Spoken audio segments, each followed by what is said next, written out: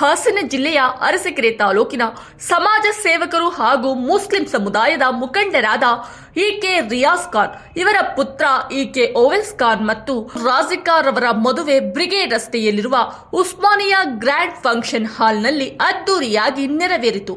ಈ ಸಮಾರಂಭಕ್ಕೆ ಮುಖ್ಯ ಅತಿಥಿಯಾಗಿ ಮುಸ್ಲಿಂ ಸಮುದಾಯದ ಮುಖಂಡರಾದ ಶ್ರೀಯುತ ಸಿಎಂ ಇಬ್ರಾಹಿಂ ರವರು ಹಲವಾರು ಗಣ್ಯರು ಉಪಸ್ಥಿತರಿದ್ದರು. ಈ ಸಂದರ್ಭದಲ್ಲಿ ನಮ್ಮ ಮಾಧ್ಯಮ ಮಿತ್ರರೊಡನೆ ಮಾತನಾಡಿದ ಸಿಎಂ ಇಬ್ರಾಹಿಂ ರವರು, ನಾನು ಜೆಡಿಎಸ್ ಪಕ್ಷ, ಇಂಡಿಯಾ ಬೆಂಬಲ ಕಾಂಗ್ರೆಸ್ ಪಕ್ಷದವರಿಗೆ ಸಂಪರ್ಕ ಮಾಡಿದ್ದೇವೆ.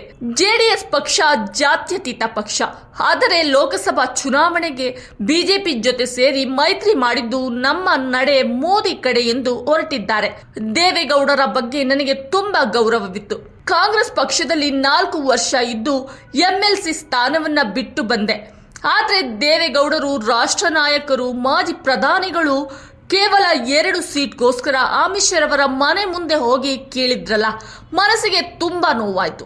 ಜೆಡಿಎಸ್ ಬಿಜೆಪಿ ಜೊತೆ ಸಂಘ ಮಾಡಿ ಮುಂಬರುವ ಲೋಕಸಭಾ ಚುನಾವಣೆಗೆ ಒಂದು ಅಭ್ಯರ್ಥಿ ಕೂಡ ಗೆಲ್ಲಲು ಸಾಧ್ಯವಿಲ್ಲ.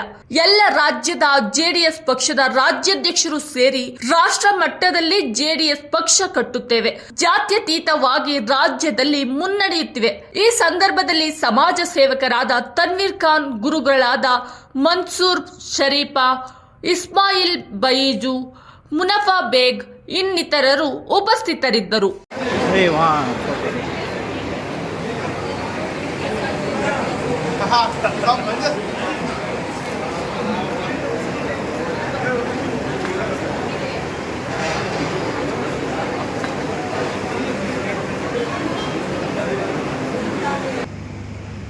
ಇನ್ನು ಮುಂದಿನ ಈಗ ಲೋಕಸಭೆ ಹತ್ರ ಇದೆ, ಇದ್ರ ಬಗ್ಗೆ ಸಿಎಂ ಇಂಡಿಯಾಗೆ ಸಪೋರ್ಟ್ ಮಾಡಬೇಕು ಅಂತೇಳಿ ನಾವು ಮುಂಚೆನೇ ಹೇಳಿದ್ದೀವಿ.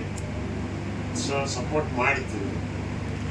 ಸೊ ಕಾಂಗ್ರೆಸ್ ಪಾರ್ಟಿಯವರು ಎಲ್ರಿಗೂ ವಿಶ್ವಾಸಕ್ಕೆ ತಗೊಂಡು ಚುನಾವಣೆಯಲ್ಲಿ ಈಗ ಜೆಡಿಎಸ್ ಬಿಜೆಪಿ ಅಲೈನ್ಸ್ ಆಗಿದೆ. ಈಗ ಯಾರ ಪರವಾಗಿ ನೀವು ಮತ ಹಾಕಿ ಅಂತ ಹೇಳಕ್ ಬಯಸ್ತೀರಿ? ನಾವು ಜೆಡಿಎಸ್ ನಾನೇ ಅಂತ ಇದ್ದೀನಿ. ಹೌದು, ದೇವೇಗೌಡರು ತೆಗೆದಿದ್ದೀವಿ. ಕೋರ್ಟಲ್ಲಿ ಕೇಸ್ ಬರ್ತಾ ಇದೆ 3 ದಿವಸ ಆದ್ಮೇಲೆ. ಎಲ್ಲ ಜನತಾ ಪರಿವಾರ ಒಂದು ಮಾಡಬೇಕು ಅನ್ನಕ್ಕಂಥದ್ದು ಆಲ್ ಇಂಡಿಯಾದಲ್ಲಿ ನಾವು ಲಾಲು ಯಾದವ್ ಜೊತೆಯಲ್ಲಿ, ಈಗ ಮುಲಾಯಂ ಸಿಂಗ್ ಮಗನ ಜೊತೆಯಲ್ಲಿ ಮಾತಾಡಿದ್ದೀವಿ. 28 ರಾಜ್ಯಗಳಲ್ಲಿ 22 ರಾಜ್ಯದ ಜನತಾದಳದ ಅಧ್ಯಕ್ಷರುಗಳು ನಮ್ಮ ಜೊತೆಲಿದ್ದಾರೆ. CK ನಾಣವನ್ನ ಆಲ್ ಇಂಡಿಯಾ ಪ್ರೆಸಿಡೆಂಟ್ ಮಾಡಿದ್ದೀವಿ. ಸೊ ಹಾಗಾಗಿ ಇವತ್ತು ಒಂದು 3ನೇ ಶಕ್ತಿ ಕರ್ನಾಟಕದಲ್ಲಿ ಬೇಕು ಅಂತ ಇರೋದು ಅಪೇಕ್ಷೆ. ಅದನ್ನು ಕಟ್ಟೋದಕ್ಕೆ ಪ್ರಯತ್ನ ಪಡ್ತಾ ಇದ್ದೀವಿ. ಮಾಜಿ ಪ್ರಧಾನಿಗಳು ದೇವೇಗೌಡರು ನಿಮಗೇನಾದರೂ ಮಾತಾಡೋಕ್ಕೆ ಮುಂದಾದ್ರ? ಏನಾದರೂ ಮಾತಾಡಿದ್ರು, ಟ್ರೈ ಮಾಡಿ ಹೇಳಿದ್ರು. ಹಾಂ, ನಾವು ಅವ್ರು ಹೋಗಿರ್ತಕ್ಕಂಥ ಬೀದಿಯೆಲ್ಲ ಹೋಗೋಕ್ಕೆ ಆಗಲ್ಲ. ನಾವು ಸಾಮಾಜಿಕ ನ್ಯಾಯ, ಬಾಬಾ ಸಾಹೇಬ್ ಅಂಬೇಡ್ಕರ್, ಡಾಕ್ಟರ್ ಭಂಡಾರಿ ಬಸವಣ್ಣವರು, ರಾಷ್ಟ್ರಕವಿ ಪುಟ್ಟಪ್ಪನವರು, ಪಕ್ಷದ ಆದರ್ಶಗಳನ್ನ ಇಟ್ಕೊಂಡು ಪಕ್ಷದ ಸಿದ್ಧಾಂತಗಳಿಂದ ನಾವು ನಡಿತೀವಿ. ಜಾತ್ಯತೀತವಾಗಿ ಜನತಾದಳದ ಪಕ್ಷದ ಸಿದ್ಧಾಂತವಾಗಿ ನಾವು ನಡಿತೀವಿ. ನಿಮ್ಮ ನಡೆ ಅದೇ ನಮ್ಮ ನಡೆ. ಬಟ್ ಅವ್ರ ನಡೆ ಮೋದಿ ಕಡೆ ಆಯ್ತು.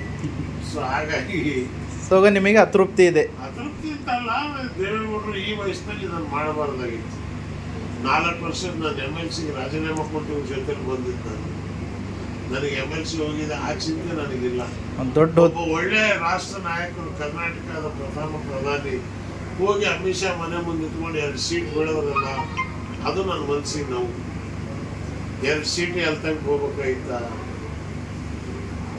ದೇಶದ ಪ್ರಧಾನಮಂತ್ರಿ ಆಗಿದ್ದ. ರಾಮ ಮಂದಿರ ಕರ್ಕೊಂಡು ಹೋಗಿ ಲೈನಲ್ಲಿ ಈಶ್ವರನ್ನ ಕುಮಾರಸ್ವಾಮಿ ಜನರ ಮಧ್ಯದಲ್ಲಿ ಲೈನಲ್ಲಿ ಎತ್ಕೊಂಡು ದರ್ಶನ ಮಾಡಿದ್ರು. ಯಾಕೆ ಅದು? ಏನು ಕರ್ನಾಟಕಕ್ಕೆ ಗೌರವ ಇಲ್ವಾ? ಕನ್ನಡಿಗರಿಗೆ ಸ್ವಾಭಿಮಾನ ಇಲ್ವಾ? ಚುನಾವಣೆ ಹತ್ರ ಬಂದ ಮೇಲೆ ರಾಷ್ಟ್ರೀಯ ಅಧ್ಯಕ್ಷರು ನಿಮಗೇನಾದರೂ ಕರೆದ್ರೆ ಬನ್ನಿ ಪ್ರಚಾರ ಮಾಡೋಣ ಅಂದರೆ ನೀವು JDS ಕಡೆಯಿಂದ ಹೋಗ್ತೀರಾ? ಅವರು ಬಿಟ್ಟಿಲಿಕ್ಕೆ ಬಂದರೆ ಯಾವಾಗ ಬೇಕಾದ್ರು ಅವರು ಬಿಜೆಪಿ ಬಿಟ್ಟು ಬರಬೇಕು. ಬಿಜೆಪಿ ಬೆಂಬಲ ಕೊಟ್ಟಿರೋದು ನಮಗೆ ಬಿಜೆಪಿ ಬೆಂಬಲ ಕೊಡ್ತಕ್ಕಂಥ ನಮ್ಮ ಸಿದ್ಧಾಂತಕ್ಕೆ ಒಪ್ಪಲ್ಲ. ಮೋದಿಗೂ ನನ್ನ ಮೇಲೆ ಏನು ವ್ಯಕ್ತಿಗತವಾದ ಸಿಟ್ಟಿಲ್ಲ, ಅಮಿತ್ ಶಾ ಮೇಲೆ ಇಲ್ಲ. ಮೋದಿ ದೇಶದ ಪ್ರಧಾನಮಂತ್ರಿ. ಹೌದು, JDSನ ಅವ್ರ ಸಿದ್ಧಾಂತ ಬೇರೆ, ನಮ್ಮ ಸಿದ್ಧಾಂತ ಬೇರೆ. JDS ನಮ್ಮ ಪಕ್ಷ, JDS ಕ್ಯಾಂಡಿಡೇಟ್ ಅಭ್ಯರ್ಥಿಗೆ ನಾವು ಬೇಕಾದರೆ ಬೆಂಬಲ ಮಾಡ್ತೀವಿ. JDS ಕ್ಯಾಂಡಿಡೇಟ್ ಅದು ಸಂಘ ಯಾರ ಜೊತೆ ಇರಲಿ ಅದು ಇಂಪಾರ್ಟೆಂಟ್. ಬಿಜೆಪಿ ಜೊತೆ ನಿಂತ್ಕೊಂಡ್ರೆ ಬೆಂಬಲ ಮಾಡೋಕ್ಕಾಗತ್ತಾ? 28 ದಿನ ಬಿ ಫಾರ್ಮ್ ಕೊಡ್ಬೋದಿತ್ತು, 2 ಬಿ ಫಾರ್ಮ್ ಕಾಯ್ತಾರೆ. ಇಡೀ ಸ್ಟೇಟಿಗೆ 28 ಬಿ ಫಾರ್ಮ್ ಕೊಡೋ ಕೆಪಾಸಿಟಿ ಇರೋರು ಅವ್ರ ಮನೆಗೆ ಹೋಗಿ ಕಾಯ್ಬೇಕಂದ್ರೆ ದುರಂತ ಅಲ್ವಾ? ದುರಂತ. CM ಇಬ್ರಾಹಿಂ ಅವ್ರ ನಿಲುವು ಒಂದೇ. JDS ಪಕ್ಷದ ಸಿದ್ಧಾಂತ ಏನಿದೆಯೋ ಅದಕ್ಕೆ ನಾವು ಅನುಗುಣವಾಗಿ ನಡ್ಕೊಂಡು ಹೋಗ್ತೀವಿ. ಅದು ಸ್ಪಷ್ಟ.